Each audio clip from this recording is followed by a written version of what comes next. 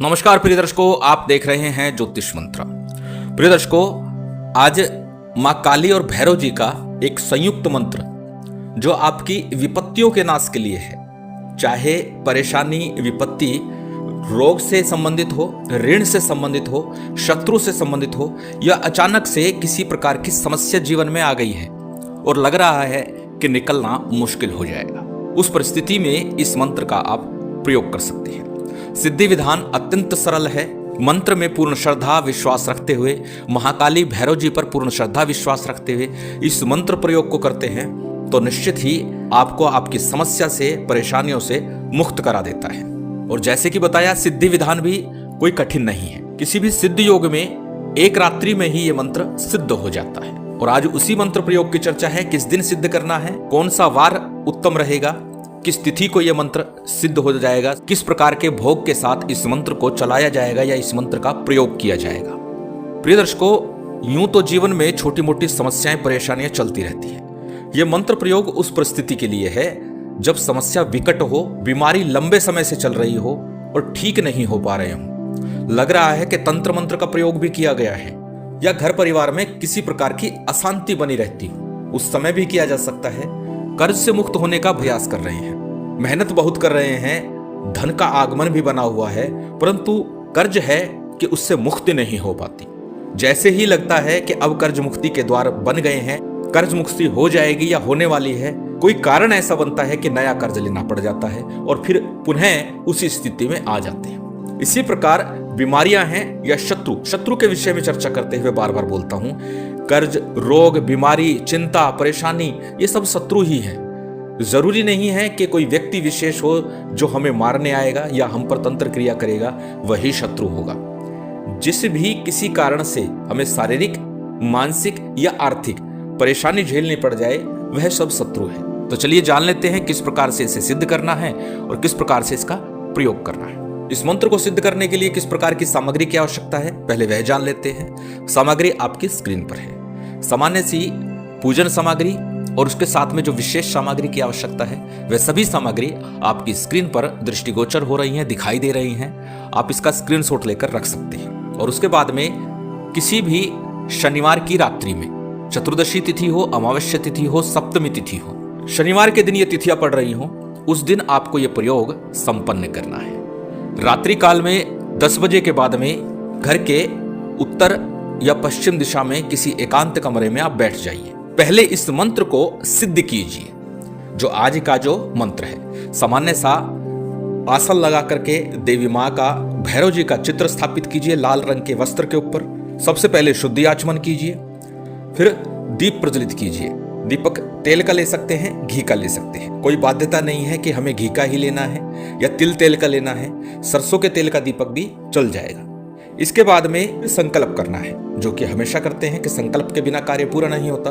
तो संकल्प करना है। संकल्प में अपना नाम, अपना गोत्र, उस दिन का तिथि वार नक्षत्र बोलना है, अपनी कामना बोलनी है, उस स्थान का नाम बोलना है जिस स्थान पर रह करके, जिस स्थान पर बैठ करके आप साधना कर रहे हैं। संकल्प के उपरांत संकल्प का जल, अक्षत, पुष्प इत्यादि जो आपने दाहिने हाथ में संकल्प के दौरान लिए हैं, वह किसी थाली प्लेट में छोड़ दीजिए या फिर गणेश जी के विग्रह के सम्मुख अर्पित कर दीजिए। इसके बाद में सबसे पहले गणेश जी का, गुरु का, कुलदेव, पितृदेव, स्थान देव, इन पंचदेवों का पूजन करना है। भगवान शंकर का मां शक्ति काली के साथ पूजन कीजिए और भैरव जी का भी पंचोपचार रीति से पूजन संपन्न कर लीजिए। सामान्य सा पूजन विधान है। प्रिय दर्शकों, प्रयोग के लिए जो सामग्री होगी उसमें कमी नहीं होगी। पूजन के लिए जो सामग्री है उसमें कम बत्ती हो सकता है। जब आपका पूजन संपन्न हो जाएगा, उसके बाद में एक माला गणेश मंत्र की और एक माला गुरु मंत्र की, ओम गं गणपते नमः गणेश मंत्र के रूप में जप सकते हैं। यदि गुरु नहीं है तो भगवान शिव के पंचाक्षरी मंत्र ओम नमः शिवाय का जप कर सकते हैं, या हमारे गुरुदेव द्वारा दिया गया मंत्र ओम परम तत्वाय नारायण गुरुभ्यो नमः, इस मंत्र का जप कर सकते हैं। और साथ ही साबर मंत्रों की जब चर्चा होती है तो हमेशा बोलता हूं, साबर सिद्धि मंत्र का जप भी करना चाहिए। 11 बार साबर सिद्धि मंत्र का जप कर लीजिए। साबर सिद्धि मंत्र आपको डिस्क्रिप्शन में मिल जाएगा और पूर्व में अनेकों बार उसे बता चुका हूं, उसका सिद्धि विधान भी दिया जा चुका है और शॉर्ट वीडियो के रूप में भी साबर सिद्धि मंत्र आपको दे चुका हूं। जब आपके तीनों जप अर्थात गणेश मंत्र, गुरु मंत्र और साबर सिद्धि मंत्र जब पूर्ण हो जाए, उसके बाद आज के इस मूल मंत्र का आपको जप करना है। मंत्र आपकी स्क्रीन पर है। मंत्र का स्क्रीनशॉट लेकर सुरक्षित रख लीजिए, बाद में उसे किसी कॉपी नोटबुक में नोट कर लीजिए। मंत्र को एक बार बोल करके बता रहा हूं। मंत्र इस प्रकार है। काली रात एक नदी वीर, 7 समुद्र का जगमग तीर, कामाख्या रानी का गौरी पिंडा, भैरवनाथ हरो सब पीरा, शब्द साचा पिंड काचा, पुरो मंत्र ईश्वरो वाचा। छोटा सा मंत्र है, 5, 7, 10 बार जब याद करेंगे तो निश्चित याद हो जाएगा। और हमेशा बोलता हूं, बिना याद किए, बिना कंठस्थ किए मंत्र का जप करना नहीं चाहिए। पहले मंत्र को अच्छे से कंठस्थ करना चाहिए, उसके बाद ही जप पर बैठना चाहिए। और इस मंत्र की आपको उसी रात्रि में 11 माला का जप करना है। मात्र 11 माला जप से ये मंत्र आपके लिए अनुकूल बन जाएगा, चैतन्य बन जाएगा, सिद्ध बन जाएगा। मंत्र जब पूर्ण होने के बाद में माँ काली और भैरव जी की आरती कीजिएगा और जो भी भोग नैवेद्य रखा हुआ है वह अर्पित कर दीजिएगा।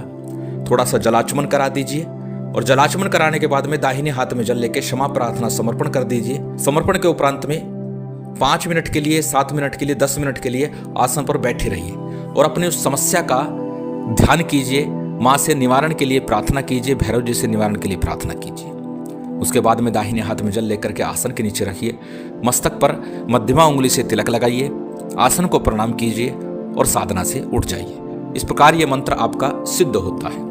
अब जानते हैं इस मंत्र का प्रयोग किस प्रकार करना है। जब भी कोई समस्या हो, परेशानी हो, उसके लिए उत्तर या पूर्व मुख होकर के एक जल का पात्र अपने पास रख लीजिए और साथ में 7 चुटकी काले तिल, 7 चुटकी चावल के दाने, 1 काली या लाल रत्ती, गुंजा जिसे बोलते हैं, चिरमटी बोलते हैं, पुष्प की पत्तियां ले लीजिए और 1 रुपए का सिक्का लेना है। और यह प्रयोग फिर आपको 7 दिन लगातार करना है। करना क्या है, 7 चुटकी चावल, काले तिल, गुंजा, पुष्प और 1 रुपए का सिक्का, ये सभी उस पात्र में, जल के पात्र में डाल दीजिए। श्रेष्ठ होगा तांबे या पीतल का ले जल पात्र, अन्यथा स्टील का जल पात्र भी प्रयोग कर सकते हैं। अब करना क्या है, गणेश गुरु मंत्र का यथाशक्ति जप करके, संभव हो तो 1-1 माला, अन्यथा 11-11 बार ही जप कर लीजिए।